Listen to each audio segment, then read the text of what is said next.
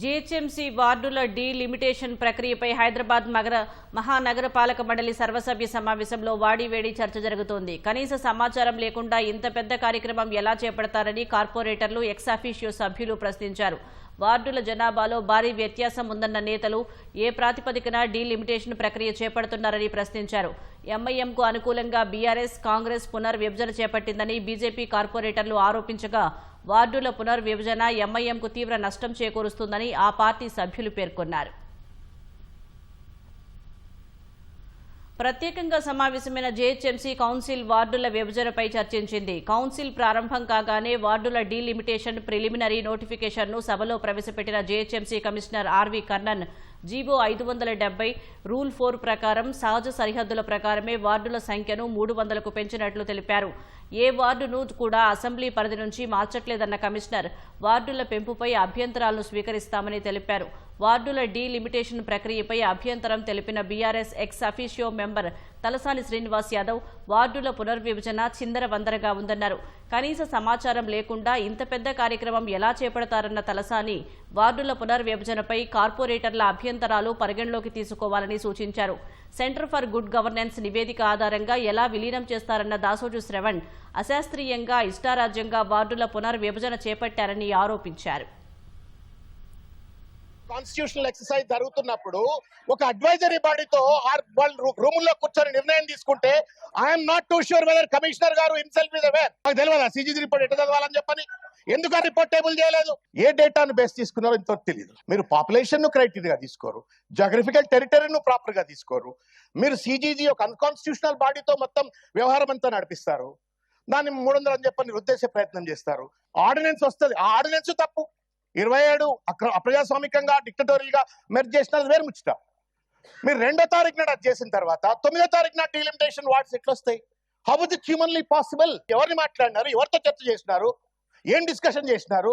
ప్రజలతో సంప్రదించడం లేకుండా సిజీలో కూర్చొని కంప్యూటర్లో గూగుల్లో delimitation is done violating entire rule position. This is an illegal gazette. This has to go.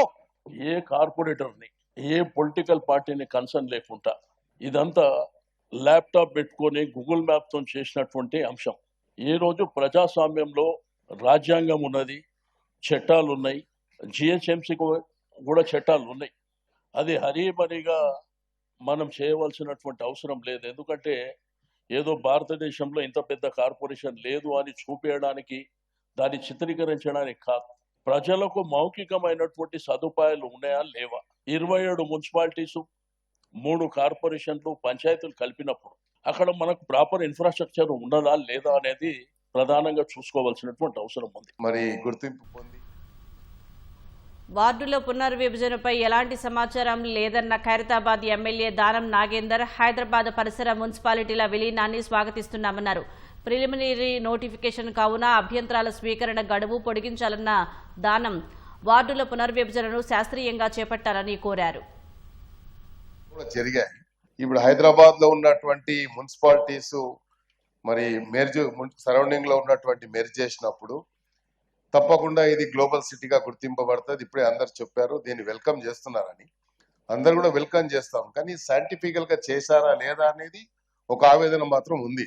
దీన్ని చేయడానికి మీరేమో డెడ్ లైన్ ప్రాసెస్ కమిషనర్ గారు మాట్లాడుతూ 17th కి డెడ్ లైన్ పెట్టారు. సో మరి ఇది ప్రిలిమినరీ నోటిఫికేషనే కాబట్టి ప్రిలిమినరీగా నోటిఫికేషన్ ఇచ్చినప్పుడు is there any possibility to extend the date?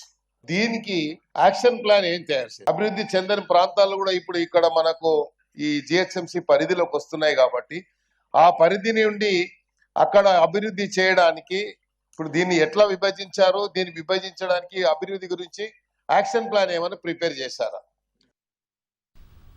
Greater హైదరాబాద్లో వార్డుల విభజనపై అభ్యంతరం వ్యక్తం చేసిన బీజేపీ కార్పొరేటర్లు డీలిమిటేషన్ గందరగోళంగా ఉందన్నారు. ఎంఐఎంకు అనుకూలంగా బీఆర్ఎస్, కాంగ్రెస్ పునర్విభజన చేపట్టిందని ఆరోపించారు. వార్డుల పునర్విభజనపై ఇప్పటికైనా కమిటీ వేయాలన్న బీజేపీ కార్పొరేటర్ శంకర్ యాదవ్ డివిజన్కు 44,000 మంది ఉండేలా ప్రణాళిక రూపొందించాలని సూచించారు.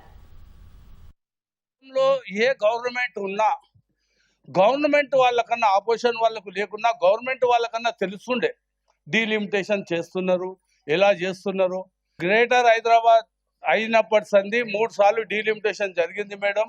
అప్పుడు ఆల్ పార్టీ నుంచి ఒక కమిటీ వేసేవాళ్ళు, ఆ కమిటీలో అందరు కూర్చొని చర్చించేవారు. చర్చించే తర్వాత కూడా మళ్ళా కార్పొరేటర్ కానీ జనరల్ పబ్లిక్ కానివ్వండి ఆబ్జెక్షన్ చెప్పడానికి టైం ఇచ్చేవాళ్ళు. ఈసారి మీరు అంటున్నారు తెలియలేదని, ఎందుకంటే మేమైతే నమ్మలేము. మీరు మీ తోటి ఉన్న స్నేహితులు లేలే ఎంఎం వాళ్ళు కలిసి ఇప్పటికైనా ఒక కమిటీ వేయండి.